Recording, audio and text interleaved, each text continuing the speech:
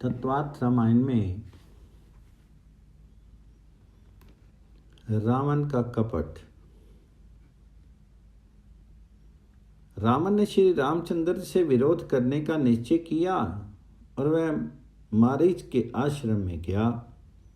समुद्र के किनारे मारीच रहता था। रावण वहां गया। मारीच ने रावण का स्वागत किया।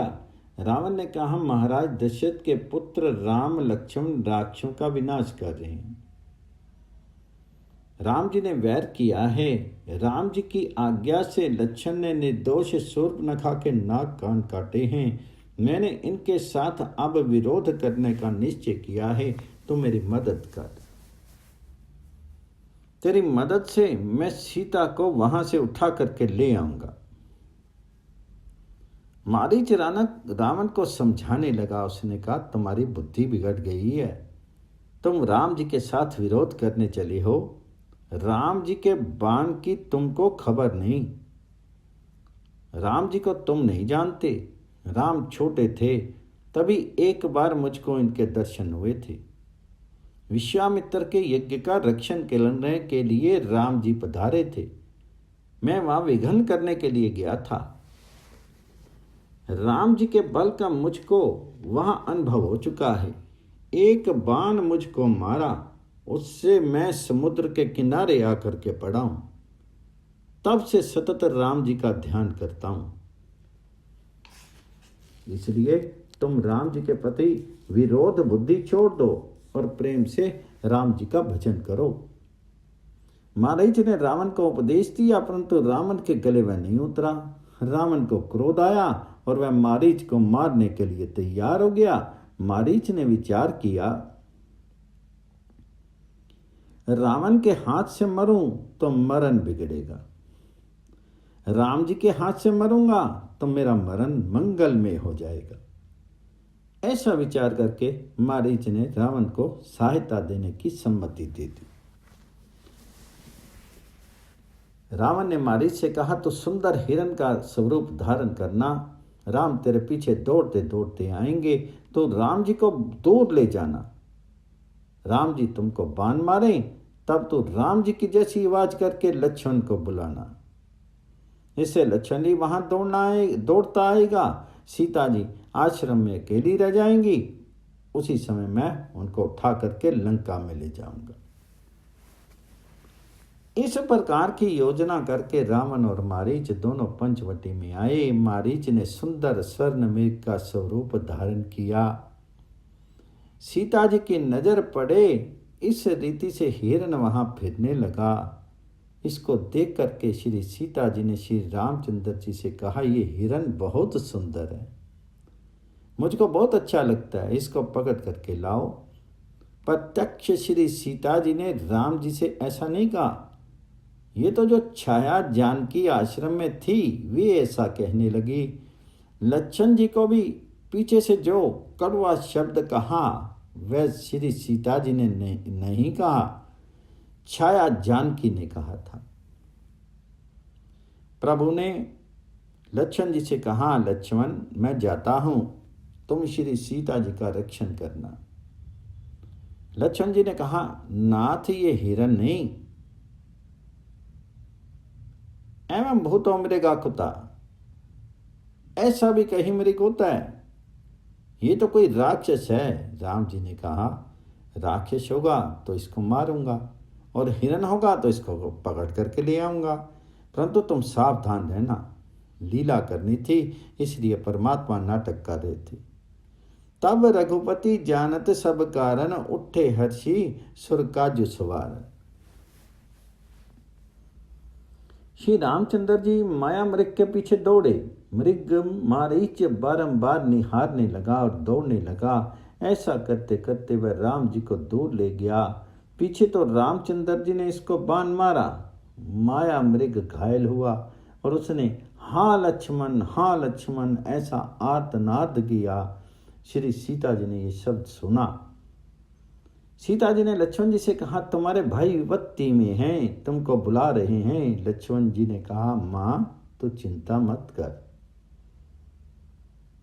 भ्रिकुटी बिलास सृष्टि लय होई, सपने हूँ संकट परे की सोई। जिनकी भ्रकुटी जरा बाकी होते ही वृष्टि का लेह हो जाता है, उन राम जी पर विपत्ति कैसी। ये तो कोई राक्षस बोल रहा है। तब श्री सीता जी ने कुछ कड़वे शब्द लक्ष्मण जी को सुनाए। लक्ष्मण जी ने व्याकुल होकर के कहा, माँ तुम ऐसा मत बोलो, मैं जाता हूं। लक्ष्मण जी वंदन करके चले गए। जैसे ही लक्ष्मण जी आश्रम में से गए कि रावण तपस्वी का वेश धारण करके भिक्षा मांगने के लिए वहां आया। छाया जानकी उसको भिक्षा देने बाहर आई। रावण ने पूछा, तुम कौन हो, यहाँ क्यों रहती हो? तो सीता जी ने कहा, महाराज दशरथ के ज्येष्ठ पुत्र राम जी की मैं धर्म पत्नी हूँ। लक्ष्मण जी मेरे देवर हैं। श्री राम पिता की आज्ञा से 14 वर्ष दंडक अरण्य में निवास करने आए हैं। अब आप हमको अपना परिचय दो। तब रावण बोला, मैं राक्षसों का राज अधिराज रावण हूं, तुमको लेने के लिए आया हूं, इस वन के दुखों से तुमको छुड़ाने आया हूं। तपस्वी राम तुमको क्या सुख देंगे, तुम मेरे साथ चलो। ये सुन करके सीता जी थोड़ी घबराई, परंतु हिम्मत रख करके बोली, दोस्त जरा खड़ा रहे, सिंह के आगे शिगाल की क्या बिसात है। अभी तुरंत राम जी आ पहुंचेंगे और एक ही बाण से तुझे यमपुरी भेजेंगे। भाई सी काल बस निशीचर नाहा। श्री सीता जी के वचन सुनते ही रावण को अतिशय क्रोध आया। रावण ने महाप्रताकार स्वरूप धारण किया। सीता जी घबराई। रावण सीता जी को उठा करके ले जाने लगा। सीता जी क्रंदन करने लगी। गिरिधराज जटायु ने वह आर्तनाद सुना, वह दौड़ता आया। वृद्ध जटायु और रावण का भयंकर युद्ध हुआ। जटायु ने रावण को घायल कर दिया। कपट किया और जटायु से कहा कि तेरे इष्ट देव की तुझको सौगंध, तेरा मरण कहाँ है वह तो मुझको बता। जटायु ने कहा, हाँ, मेरे पंख कोई काट डाले तो पीछे मैं जीवित नहीं रह सकता। अब तुम मुझको बताओ कि तुम्हारा मरण कहाँ है। तेरे इष्ट देव की तुझको सुगंध है। तो रावण तो दुष्ट था, उसने कपट करके कहा, मेरा मरण मेरे पग के अंगूठे में है। मेरे पग का अंगूठा कोई काट डाले तो मैं मरण पाऊं। जटायु ने निश्चय किया कि इसके अंगूठे के ऊपर मैं चोंच का प्रहार करूंगा। रावण के पग के अंगूठे में जटायु प्रहार करने गया, तब कपटी रावण ने तलवार से उसके दोनों पंख काट डाले। जटायु घायल होकर के गिर पड़ा। श्री रामचंद्र जी का स्मरण करने लगा। एक महान पतिव्रता स्त्री को एक राक्षस ले जाता है, तब पक्षी भी इसके साथ युद्ध करती हैं। पक्षी से भी यह सहन नहीं हुआ। जटायु को कपट से घायल करके रावण श्री सीता जी को लंका में ले गया। प्रत्यक्ष सीता जी का तो रावण स्पर्श नहीं कर सकता था। श्री सीता जी की छाया को छाया जानकी को वह ले गया। लंका में ले जाकर के रावण ने श्री सीता जी को अशोक वन में रखा। भगवान शंकर पार्वती मां को समझाते हैं, श्री सीता जी तो परमात्मा की आनंदनी शक्ति थी।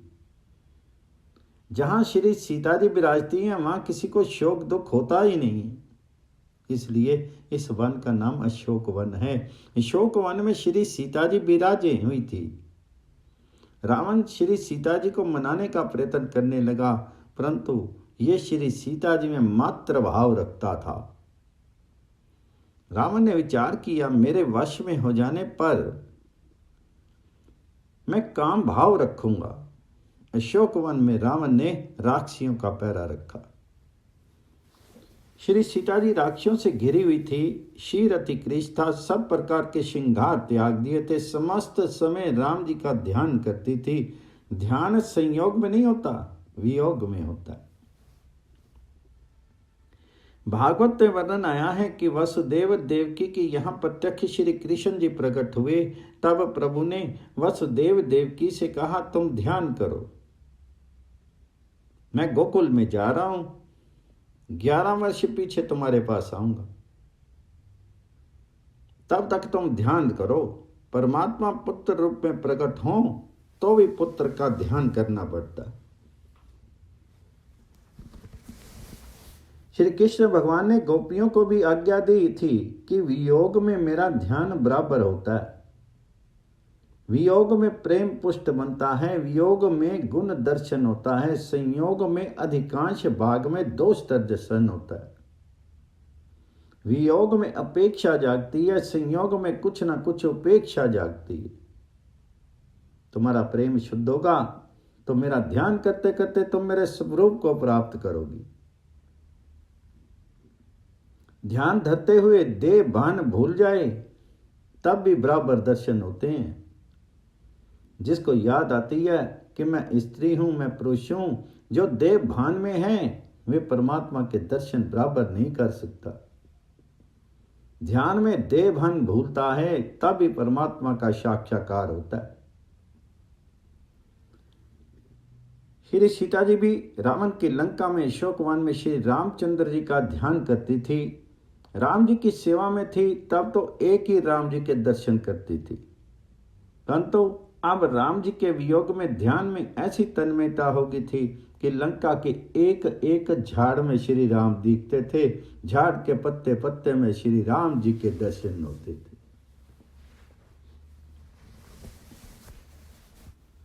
रामायण अनेक हैं, अनेक रामायणों में अनेक कथाएं आती हैं। एक रामायण में वर्णन आता है कि माता जी जब अशोक वन में विराजी थी तब इनकी सेवा में जो अनेक राक्षियां थी उनमें एक त्रिजटा नाम की राक्षी थी। त्रिजटा माता जी की सेवा करती थी। एक बार अशोक वन में श्री सीता जी ध्यान करते करते तन्मय हो गई। तन्मयता में जगत को तो भूली, परंतु राम जी का ध्यान स्मरण करते करते सीता हूं, मैं स्त्री हूं, यह भी भूल गई। ध्यान करने वाला धीरे धीरे जगत को भूलता है। ध्यान करने वाला उसके पीछे में ध्यान करता है, यह भी भूलता है। ध्यान में अतिशय तन्मयता हो जाने पर यह मैं को भी भूल जाता है। ध्यान करने वाला जब मैं को भूलता है तब ध्यान करने वाला ध्येय में मिल जाता है। आरंभ में तो ध्यान करने वाला और ध्येय दोनों जुदा होते हैं, परंतु ध्यान में तन्मयता से जगत की विस्मृति होती है। उसके पीछे ध्यान करने वाला मैं ध्यान करता हूं यह भी भूल जाए तब ध्याता और ध्येय दोनों एक होते हैं। दृश्य पदार्थ में से दृष्टि हट जाए और दृष्टा में दृष्टि स्थित हो जाए तब आनंद मिलता है। दृश्य के दृष्टा को साक्षी कहते हैं। दृश्य दुख रूप है, दृष्टा मात्र आनंद रूप है। दृश्य में से दृष्टि हटा करके दृष्टा में स्थिर करोगे तो आनंद मिलेगा। ध्यान में दृष्टा, दृश्य और दृष्टि एक होनी चाहिए। साधक, साध्य और साधन एक बनने चाहिए। ध्याता और ध्यान, दृष्टा, दृश्य और दर्शन एक हों तो समझना कि ध्यान में और दर्शन में एकतानता हुई, तन्मयता हुई। परमात्मा का ध्यान करते हुए जीव ईश्वर में मिल जाए, ध्यान करने वाला ध्येय में मिल जाए, ध्यान, ध्याता और ध्येय तीनों एक हो जाएं, तब त्रिपुटी का परमात्मा में लय होता है। यही अद्वैत है, यही मुक्ति है। ज्ञानी पुरुष परमात्मा के स्वरूप के साथ ऐसे मिल जाते हैं कि पीछे ये नहीं कह सकते कि मैं जानता हूं कि मैं नहीं जानता।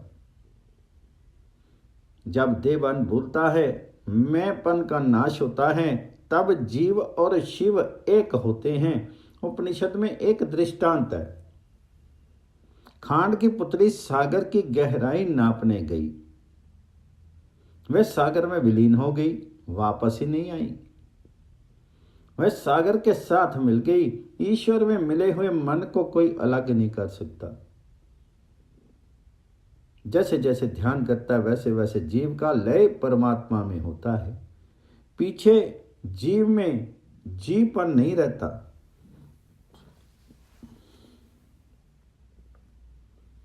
यह जीव खांड की पुतली जैसा है, परमात्मा समुद्र की तरह व्यापक है। ब्रह्म तत्व को जानने वाला ब्रह्म के साथ एक रूप होता है। जीव परमात्मा का ध्यान करते भगवत स्वरूप में लीन हो जाए, उसके पीछे जगत में वापस नहीं आता। इसको ही अद्वैत मुक्ति कहते हैं, केवल्य मुक्ति कहते हैं। ध्यान करने से मन स्थिर होता है। ध्यान के बिना दर्शन परिपूर्ण नहीं होते। ध्यान, भगवत ध्यान में जगत भूले तब ब्रह्म संबंध होता है।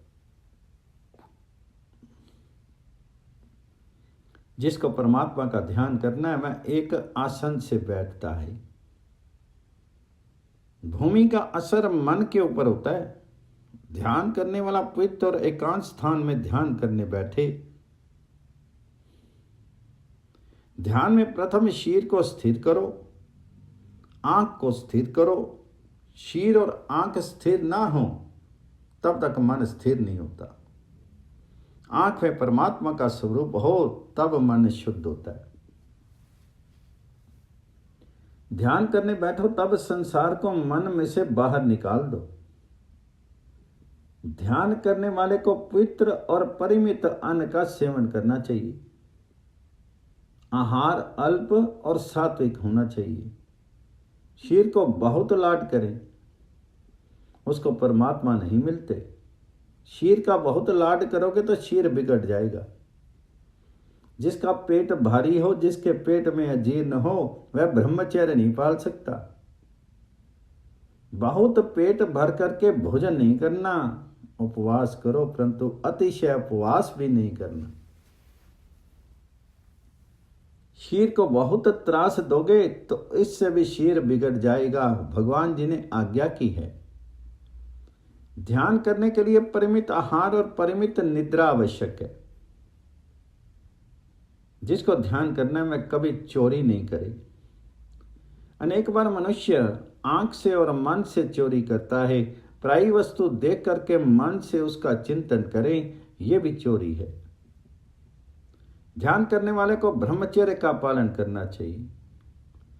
प्रत्येक इंद्री से ब्रह्मचर्य पालना चाहिए। बहुत लोग शीर से तो ब्रह्मचर्य पालन करते हैं, परंतु मन से पालन नहीं करते। ब्रह्मचर्य मन से भंग हो जाए वह शरीर से भंग हुए के समान ही है। ध्यान करने वाले को स्वधर्म का पालन करना चाहिए। इस प्रकार ध्यान करते हुए ध्यान करने वाला ध्येय में मिल जाता है। श्री सीता जी रोज ध्यान करती थी, परंतु आज ध्यान में ऐसी तन्मयता होगी कि मैं राम जी की पत्नी हूं यह भी याद नहीं रहा, स्त्री हूं यह भी भूल गई। श्री राम के ही दर्शन करती थी। जगत में एकमात्र श्री राम ही रह गए थे। श्री राम के बिना अन्य कोई नहीं रहा। दृश्य और दृष्टा दोनों एक हो गए। ध्याता और ध्येय दो मिट करके एक हो गए। माता जी की परिपूर्ण तन्मयता होगी। इस प्रकार 3-4 घंटे तक तन्मयता में देह भान भी नहीं रहा। अंतर जागी। उस समय त्रिजटा वहां आई।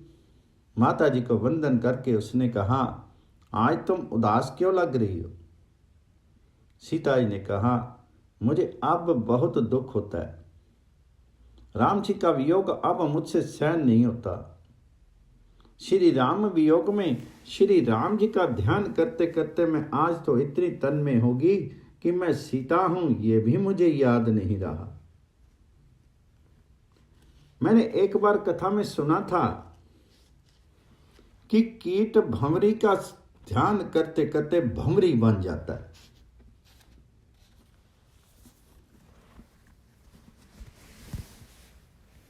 मुझे अब डर लगता है कि इस प्रकार राम जी के वियोग में राम जी का सतत ध्यान स्मरण करते करते मैं भी राम हो जाऊं तो त्रिजटा ने कहा, माता जी ये तो बहुत ठीक है, तुम राम जी का ध्यान करते करते श्री राम रूप हो जाओगी तो फिर तुमको किसी दिन रोना रहेगा ही नहीं। तुम श्री राम रूप होवो तो तुम ही रावण को मारो। तुम श्री राम रूप होवो ये ठीक है, इसमें क्या बुराई है। जीव शिव एक हो जाए तब जीव के तात हो जाता है। जीव ब्रह्म चिंतन करता करता ब्रह्म रूप हो जाता है। ब्रह्म विद ब्रह्मेव भवति। श्री सीता जी राम जी का ध्यान करते करते श्री राम हो जाए, वह तो त्रिजटा को बहुत ठीक लगता था। त्रिजटा को मन में वह बहुत योग्य लगता था, परंतु श्री सीता जी को वह अच्छा नहीं लगता था। श्री सीता जी ने कहा, मैं राम जी का ध्यान करती हूँ, मुझको आनंद आता है, परंतु मैं राम जी के चरणों की जब सेवा करती हूँ, श्री राम जी प्रेम से जब मुझको अपनाते हैं, श्री राम सेवा में मुझको जो आनंद मिलता है वह आनंद राम होने में नहीं है। अरे खांड होने में आनंद है अथवा खांड खाने में आनंद है। खांड को क्या खबर है कि मुझ में मिठास कैसी है। सीता जी ने कहा, मैं राम जी का ध्यान करते करते राम हो जाऊं ये मुझको अच्छा नहीं लगता। तुमको ऐसा लगता है कि मैं राम हो जाऊं तो मैं बहुत सुखी हो जाऊंगी। मुझको तो श्री रघुनाथ जी के चरण गोद में लेकर के उनकी सेवा करने में जो आनंद आता है ऐसा आनंद किसी में नहीं। प्रभु ने प्रेम से मुझको अपनाया है। राम जी की मैं दासी हूँ, राम जी की पत्नी हूँ। मुझे राम नहीं होना, मुझे तो राम जी की सेवा करनी है। पूर्ण अद्वैत में सेवा किस प्रकार हो। मैं राम रूप हो जाऊं तो राम जी की सेवा कौन करेगा। मैं राम और वे भी राम, हम दो राम, तो पीछे सेवा कौन करेगा। जगत में पीछे श्री सीताराम जी की जोड़ी भी नहीं रहेगी। श्री सीता जी राम जी का ध्यान करते करते राम रूप बने।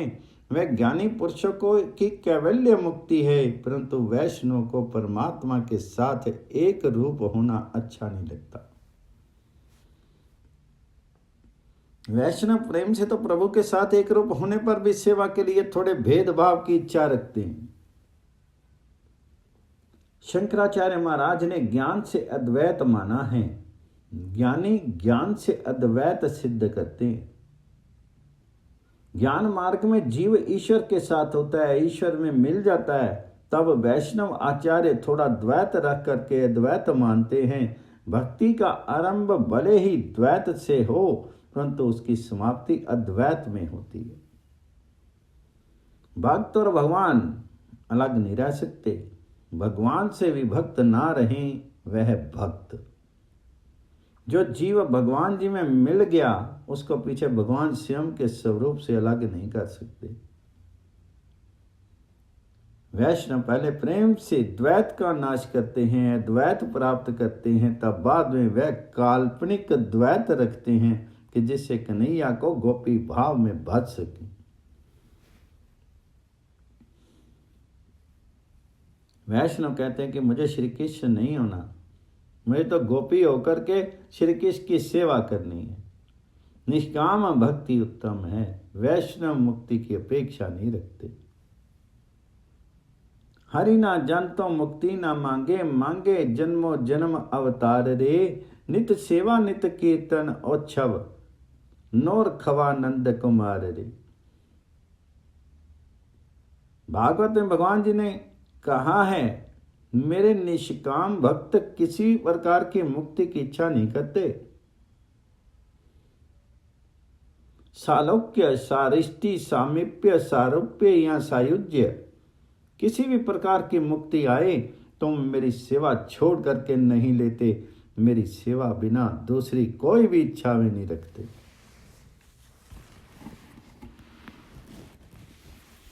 अरे मुक्ति बात की बात तो दूर ही, भगवान जी भक्त तो भगवान जी के लिए नरक में जाने को भी तैयार है। गोपियों की इस प्रकार की निष्ठा का एक प्रसंग है। श्री कृष्ण एक समय बीमार पड़ गए। प्रभु तो क्या बीमार पड़ते, परंतु परमात्मा ने ऐसा नाटक किया, कोई दवा सफल नहीं हुई। तब प्रभु ने कहा, कोई वैष्णव अपने चरण की रज दवा की तरह दे तो ये रोग दूर हो जाए। श्री कृष्ण की पटरानियों के पास पदरज की मंगनी की गई। तब रानियों ने आश्चर्य अनुभव किया। इनको लगा कि प्राणनाथ को रज देंगे तो बड़ा पाप लगेगा और नरक में जाना पड़ेगा। नरक में जाने को कौन तैयार हो? किसी भी रानी ने पदरज नहीं दी। अन्यों के पास पदरज की मंगनी हुई, परंतु प्रभु को पदरज कौन दे, कोई भी तैयार नहीं हुआ।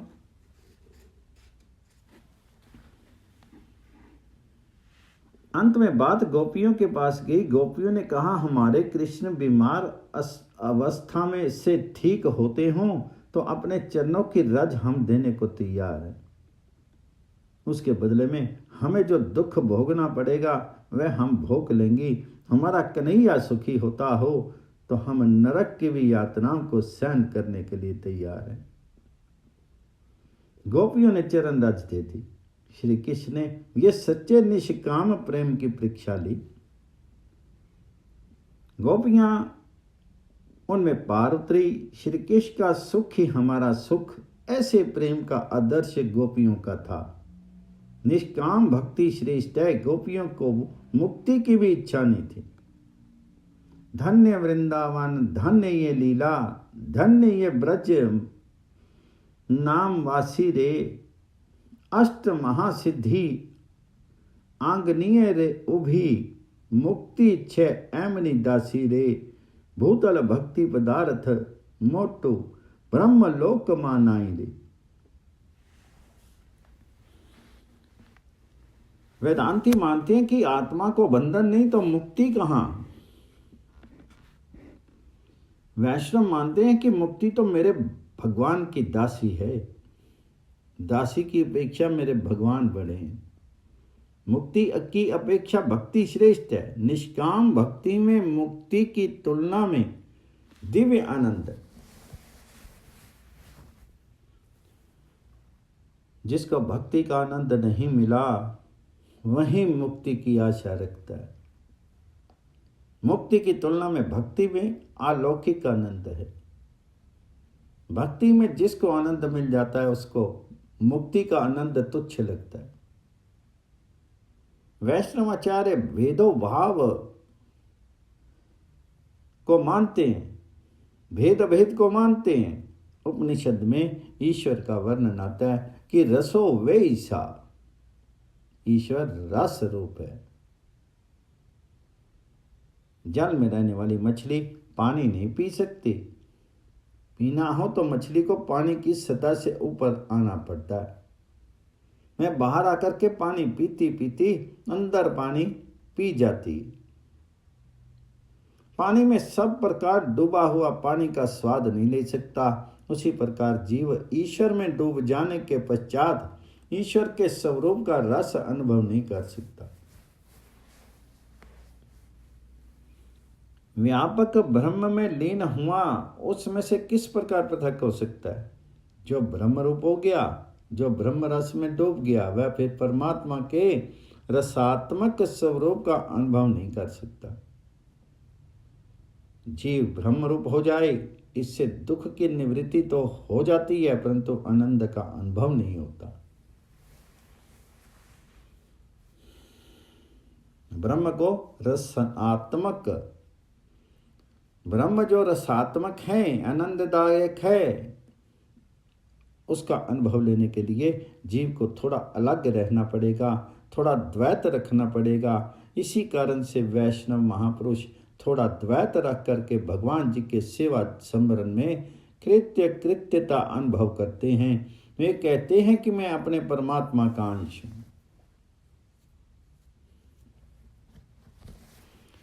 मैं अपने भगवान जी की गोपी हूं, मुझे अपने परमात्मा के साथ एक होना नहीं।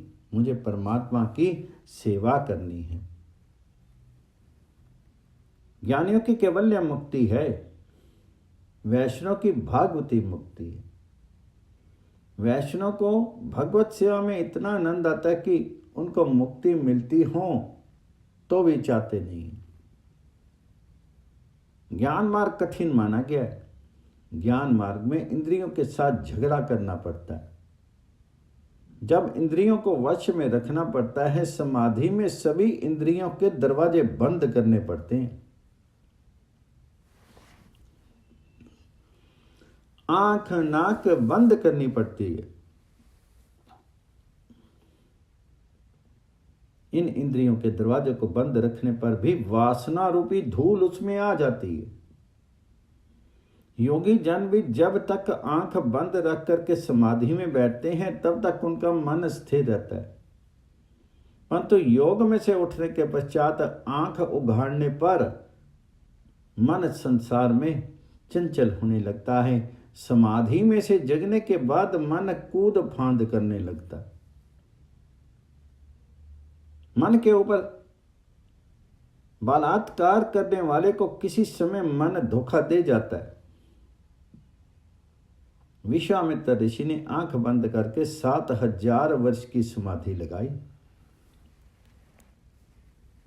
परंतु आंख उघाड़ने के पश्चात मेनका में फंस के आंख उधड़ी हो और समाधि लग सके, वह समाधि सच्ची है।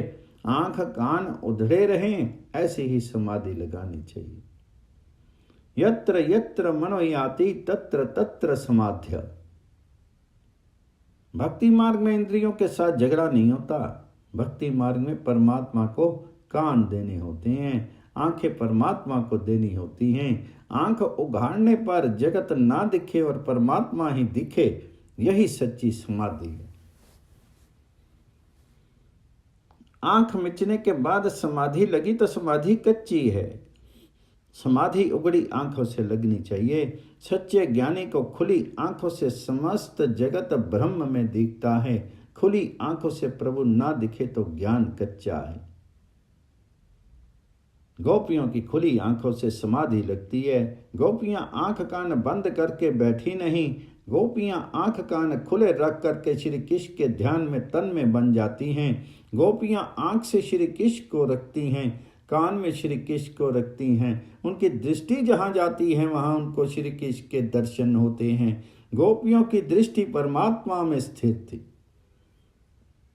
वे जहाँ जाते वहीं उनको कन्हैया दिखते थे। श्री कृष्ण मथुरा में विराजते थे तो भी गोपियों को गोकुल में देखते थे। श्री कृष्ण का संदेश लेकर के उद्धव जी मथुरा से गोकुल में आए। उस समय गोपियों ने उद्धव जी से कहा, उद्धव किसका संदेश लाए हो? कन्हैया तो हमारे साथ ही है। व्यापक ब्रह्म को क्या तुम अकेले मथुरा में रखते हो? हमारे कृष्ण तो वृक्षों में, गायों में, हम में, सब में हैं। उनको तुम कहते हो कि श्री कृष्ण मथुरा में विराजते हैं। श्री कृष्ण तो हमारे पास ही, हमारे हृदय में ही है, हमारे रोम रोम में हैं। उद्धव को श्री कृष्ण मथुरा में देखते हैं, परंतु गोपियों को तो जहां तहां उनकी दृष्टि जाती है वहां सर्वत्र श्री कृष्ण देखते हैं। परमात्मा के दर्शन होंगे तो उनके बाद योग समाधि की आवश्यकता रहती नहीं है। इन गोपियों की खुली आंखों से समाधि लगती है, अनायास ही समाधि लगी रहती है। उद्धव जी गोपियों से कहती हैं, तुम निर्गुण निराकार ब्रह्म का आराधन करो। तो गोपियां उत्तर देती हैं कि हमको तो खुली आंखों से सर्वत्र साकार ब्रह्म श्री कृष्ण का दर्शन होता है। तो इन साकार ब्रह्म को छोड़ करके तेरे निराकार ईश्वर का ध्यान चिंतन कौन करे? उद्धव, जिसको खुले नेत्रों से ब्रह्म ना दिखे वह नेत्र बंद करके ललाट में ब्रह्म के दर्शन करने का साधन करता है। हम तो सर्वत्र श्री कृष्ण के दर्शन करती हैं, उनका चिंतन करती हैं, उनका ध्यान करती हैं। उद्धव विचार करते हैं कि मैं व्यापक ब्रह्म का चिंतन करता हूँ, परंतु मुझे व्यापक ब्रह्म का अनुभव हुआ नहीं। ऐसा अनुभव तो ये गोपियाँ करती हैं। ज्ञान होना एक बात है, परंतु उसको जीवन में उतारना, उसका अनुभव करना अलग बात है।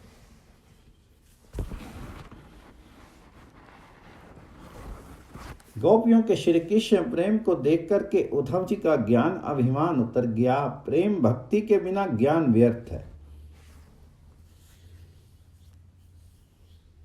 इसका अनुभव हुआ। ज्ञान की अपेक्षा प्रेम श्रेष्ठ है, ऐसा विश्वास हुआ। जहाँ प्रेम है वहीं परमात्मा है। उद्धव जी ने गोपियों के चरणों में वंदन किया। उद्धव जी गोकुल में गए थे गुरु बन करके, परंतु वहां से वापस लौटे शिष्य बन करके। उद्धव जी को अब कैवल्य मुक्ति की इच्छा नहीं रही। उनको अब वैष्णव की तरह श्री कृष्ण का दास अनुदास बन के रहना था।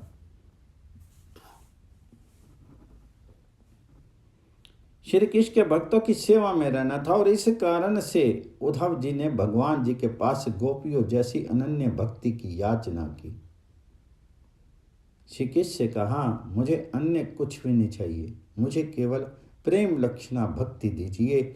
उद्धव जी ने अंत में अभिलाषा की कि गोपियों की चरण रज का मुझे स्पर्श प्राप्त हो, इसके लिए वृंदावन में मैं लता या वृक्ष बनूं। महामुनियों के द्वारा भी शोधन किए जाने योग्य भगवान जी को गोपियों ने बिना प्रयास ही प्राप्त कर लिया। ऐसी इन गोपियों की चरण रज में स्नान करके मैं धन्य बन जाऊं। इस वृंदावन में इन गोपियों की चरण रज का सेवन करता हुआ वृक्ष, लता अथवा वंशपति में से किसी भी जाति का मुझे जन्म मिल जाए तो मैं कृतार्थ हो जाऊं। प्रभु, मेरी इतनी ही याचना है। वैष्णव को भगवत सेवा में ही आनंद आता है, इनको मुक्ति स्वाति नहीं। श्री सीता जी ने त्रिजटा से कहा, मुझे तो श्री राम सेवा में ही आनंद आता है। मुझे राम बनना नहीं, मुझे राम जी की सेवा करनी है। राम जी का ध्यान करते करते मैं राम हो जाऊंगी तो श्री सीता राम जी की जोड़ी जगत में नहीं रहेगी। त्रिजटा ने कहा, माता जी तुम चिंता मत करो, श्री सीताराम जी तो जगत में अखंड विराजते हैं। तुम राम बन जाओगी तो राम जी तुम्हारा ध्यान करते करते सीता बन जाएंगे और तुम्हारी सेवा में आएंगे। श्री सीता जी को आनंद हुआ। श्री सीता जी अशोक वन में एकांत में परमात्मा के मंगल में नाम का जप करते करते ध्यान में तन्मय होकर के रहेंगे। जय श्री राम जी।